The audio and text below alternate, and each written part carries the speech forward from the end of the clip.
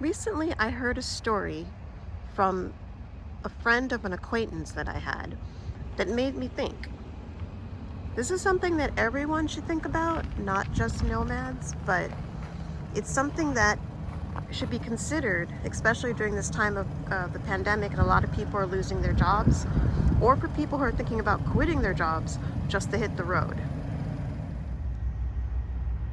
Before you quit your job, you need to think about the ramifications of not having a job and the ramifications of what that could mean potentially for your nomadic life or just life in general if the unexpected should happen.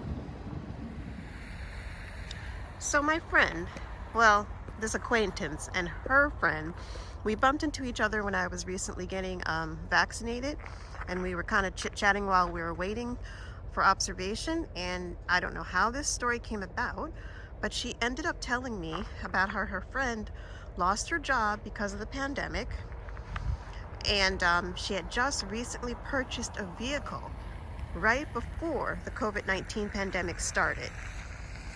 Her car was fully insured. It was a brand new vehicle, and she had just started making payments. Her job appeared to be stable. Then the pandemic hit. She lost her job. No big deal. She was making her payments using her unemployment and her savings, and she was living her life, and she was unemployed for a while. Now, this lady is not a nomad, but she was just a regular person who was just trying to make ends meet. So this lady is driving along one day, and somebody rear ends her, totals her vehicle.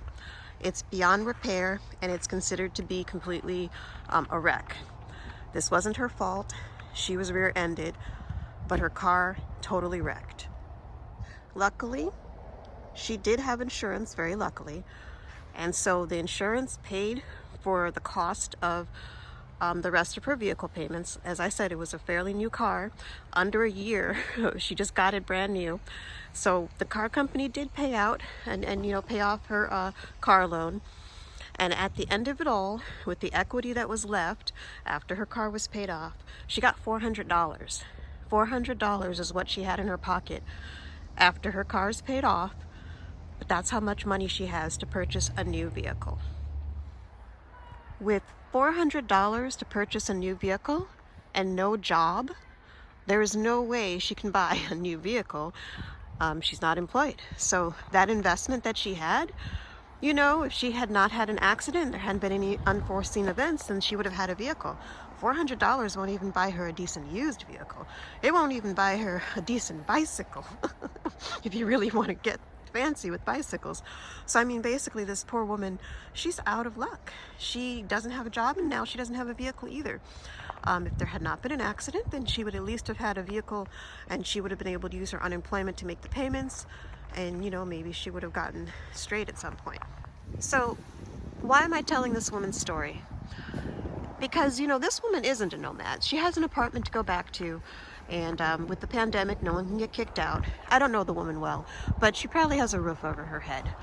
So this tells you that, things like that, life can happen. Someone rear-ended her and it wasn't her fault. But if you were a nomad and your vehicle is your home, and if that same scenario had happened to a nomad, think about it. Not only would they not have their vehicle, they wouldn't have their home.